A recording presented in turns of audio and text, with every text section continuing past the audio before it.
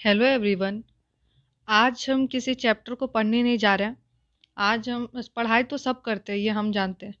लेकिन पढ़ने के अलावा हमें क्या टिप्स फॉलो करना चाहिए, क्या टैक्टिक्स फॉलो करने चाहिए मार्क्स अच्छे लाने के लिए, आज हम वो डिस्कस करेंगे। तो इसी में हमारा इसमें हम 4 इम्पोर्टेंट पॉइंट्स के बारे में डिस्कस करने वाले हैं।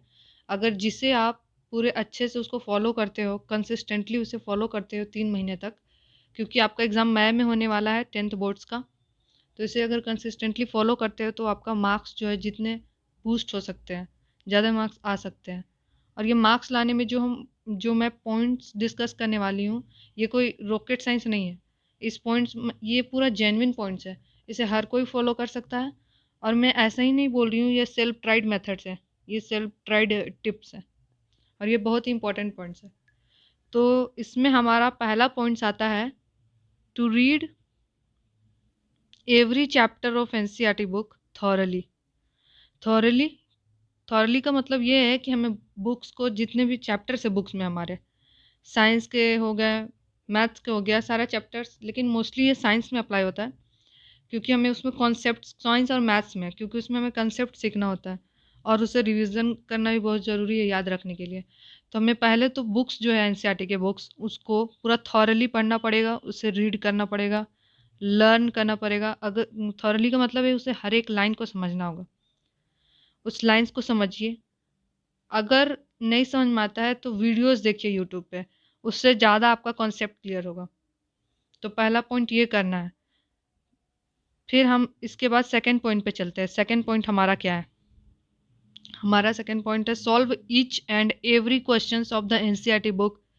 टॉपिक वाइज क्वेश्चन जो दिए हुए रहते हैं बुक्स के चैप्टर्स के बीच बीच में, वो क्वेश्चन सॉल्व करने हैं हर एक टॉपिक्स पढ़ने के बाद। फिर वो चैप्टर खत्म होने के बाद जो एंड में सारे क्वेश्चन दिए हुए रहते हैं उसे सॉल्व करना है। हम लोग बहुत बार क्या होता है कि हम एनसीईआरटी बुक्स तो अगर पढ़ लिए हैं तो फिर क्वेश्चंस कहीं से भी सॉल्व करने लगते हैं, किसी भी जगह से, किसी भी हेल्प बुक लिए, कोई सा भी हेल्प बुक ले लिए, फिर उसका क्वेश्चन सॉल्व कर रहे हैं।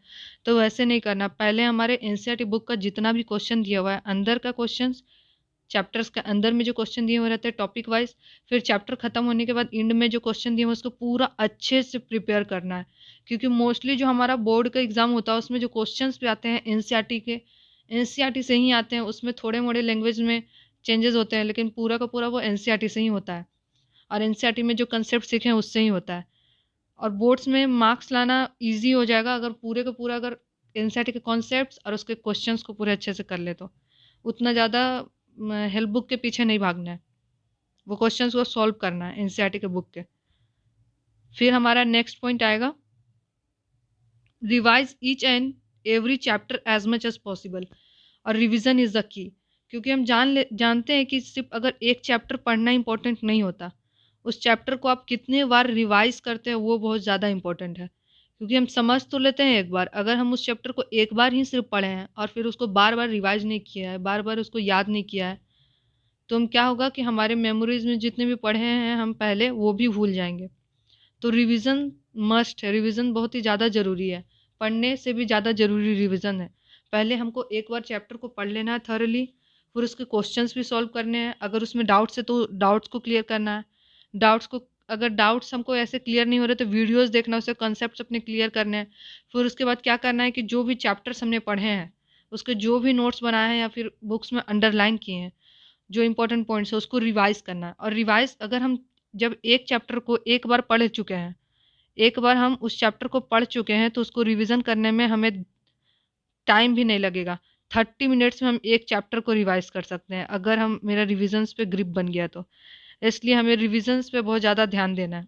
रिविजन करने से हमारे मेमोरी में वो सब बातें जो होती हैं, वो सारे कॉन्सेप्ट्स वो बार बार आते रहती है, और उससे हमें दिक्कत नहीं होता एग्ज़ाम के समय पे, और कॉन्फिडेंस हम फील करेंगे।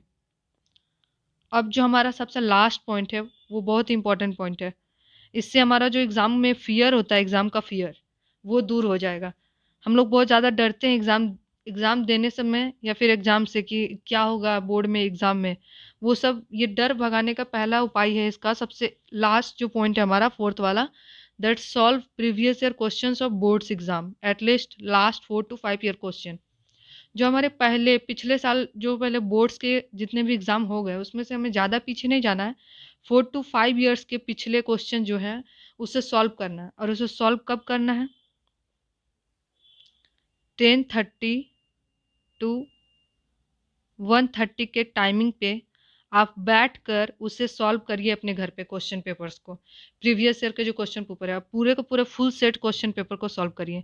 एक सब्जेक्ट है, जैसे साइंस है, तो साइंस का एक क्वेश्चन लिए, एक दिन 10:30 से 1:30 तक साइंस का क्वेश्चन सॉल्व किए। क्वेश्चंस बने चाहे ना बने, इन एग्ज़ाम के इन्वायरमेंट के जैसे हम बैठ के उसको सॉल्व करना है।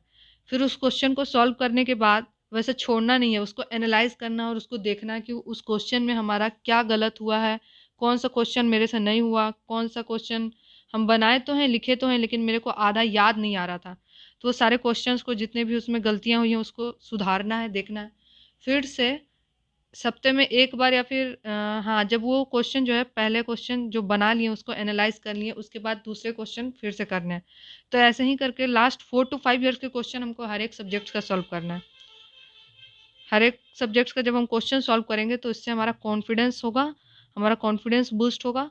अब बस आपको ये 4 पॉइंट्स, जिसने ये 4 पॉइंट्स को फॉलो कर लिया, तो उसका ये बोर्ड्स में डिसेंट मार्क्स आना ये कंफर्म है।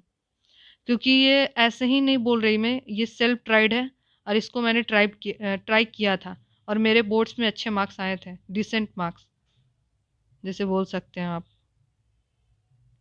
So thank you.